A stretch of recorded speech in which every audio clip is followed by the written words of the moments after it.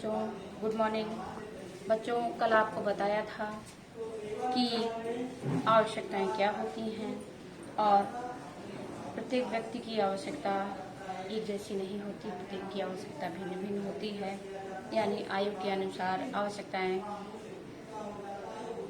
बदलती रहती हैं। अब आवश्यकताओं का वर्गीकरण भी किया था। उसमें आवश्यकताओं को बताया था कि आरामदायक आवश्यकताएं, अनिवार्य आवश्यकताएं और विलासितापूर्ण आवश्यकताएं होती हैं। बच्चों, आरामदायक आवश्यकताओं में हम उन चीज़ों का यूज़ करते हैं जिससे हमें शारीरिक रूप से, मानसिक रूप से संतुष्टि होती है, आराम मिलता है। खाना तो चूल्हे पे भी बनाया जा सकता है, लकड़ी को जलाकर भी बनाया जा सकता है, लेकिन आप सभी को पता है कि ये कठिन होता है, समय भी ज़्यादा लगता है, श्रम भी ज़्यादा लगता है और करने में कठिनाई भी होती है। यानी यदि वही खाना चूल्हे के बजाय गैस पे बना लिया जाए तो समय भी कम लगता है, मेहनत भी कम लगती है और आपका समय भी बचता है। तो ये आरामदायक आवश्यकताएं हैं। यदि आप पैदल किसी स्थान पर आपको जाना है, आप पैदल जाते हैं तो आपको ज़्यादा समय लगता है, साइकिल से जाते हैं तो और कम समय लगता है और स्कूटी से जाते हैं तो और कम समय लगता है। तो कहने का मतलब ये कि ये सारी आवश्यकताएं वो आवश्यकताएं हैं जो हमारे श्रम और समय दोनों को बचाती हैं। तो ये सारी आवश्यकताएं जिनसे हमारा समय और श्रम दोनों बचता है, वो आरामदायक आवश्यकताओं की श्रेणी में आते हैं। और विलासितापूर्ण आवश्यकताएं, विलासितापूर्ण आवश्यकताओं में बच्चों हानिकारक आवश्यकताएं भी हैं और लाभदायक, यानी उसको लाभदायक तो नहीं लेकिन हानि रहित आवश्यकताएं कहा जा सकता है। तो हानिकारक आवश्यकताओं में वे आवश्यकताएं जैसे सिगरेट पीना भी, जब आदमी धीरे धीरे पीने लगता है तो वो उसका आदी हो जाता है, शराब पीने लगता है तो उसका आदी हो जाता है, अन्य नशीले पदार्थों का सेवन करने लगता है तो वो उन चीज़ों का आदी हो जाता है। वो सारी चीज़ें उसकी आवश्यकताएं बन जाती हैं। लेकिन इन आवश्यकताओं को यदि वो पूरा करता है तो उसका स्वास्थ्य धीरे धीरे गिरने लगता है, उसे अन्य विभिन्न प्रकार के रोग हो जाते हैं। तो ये सारी आवश्यकताएं हानिकारक आवश्यकताओं में आती हैं।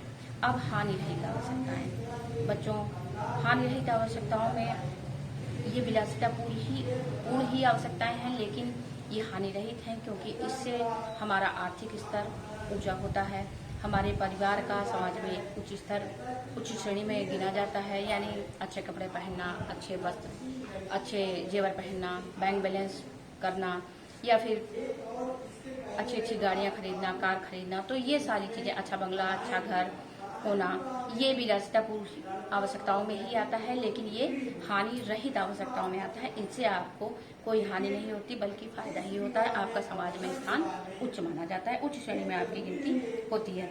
अब सुरक्षा संबंधी आवश्यकताएं, वो आवश्यकताएं जो हमारे भविष्य को सुरक्षित रखती हैं, जैसे बैंक बैलेंस, खेती, अच्छा मकान, जेवर, ये सारे हमारे भविष्य में काम आने वाली चीज़ें हैं जो हमारे भविष्य को सुरक्षित करती हैं।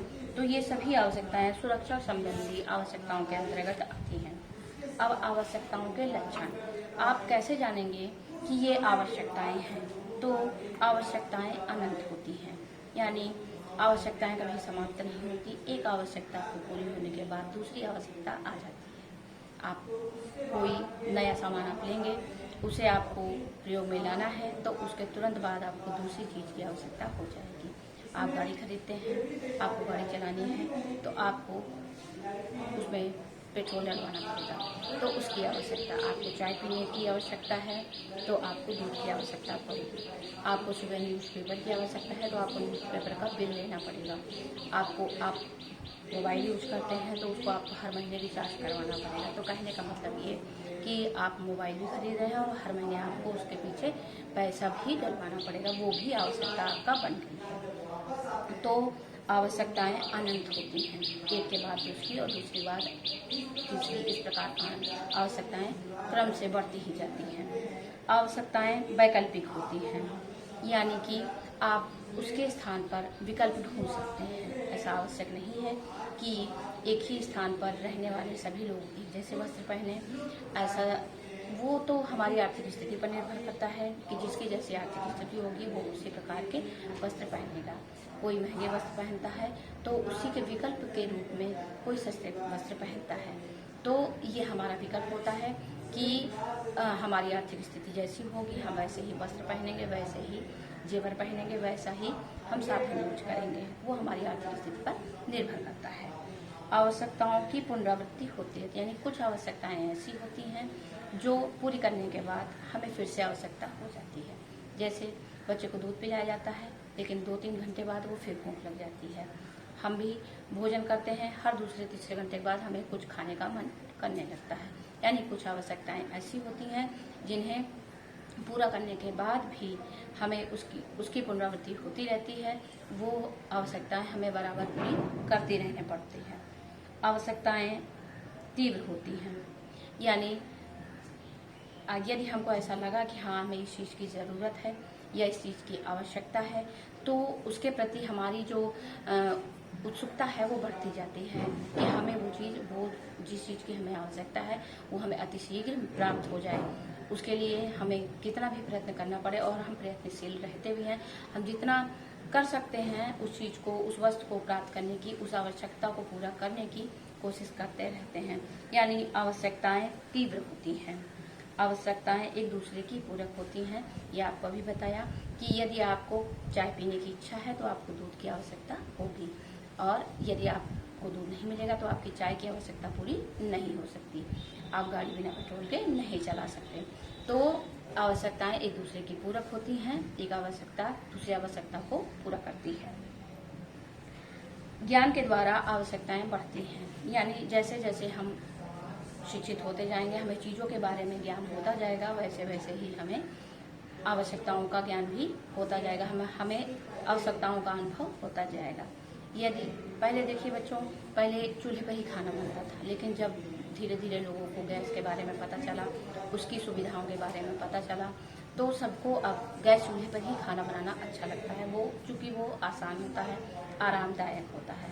इसी प्रकार लोग हाथ से ही कपड़े धुल लेते थे, लेकिन अब सबको वॉशिंग मशीन से कपड़े धुलना आसान होता है, क्योंकि वहाँ उसमें श्रम और समय दोनों की बचत होती है, और वही श्रम और समय हम दूसरे कार्यों में लगा देते हैं या हम आराम करने में उसको बिता देते हैं। तो ज्ञान की वृद्धि के साथ साथ आवश्यकताओं की भी वृद्धि हो जाती है।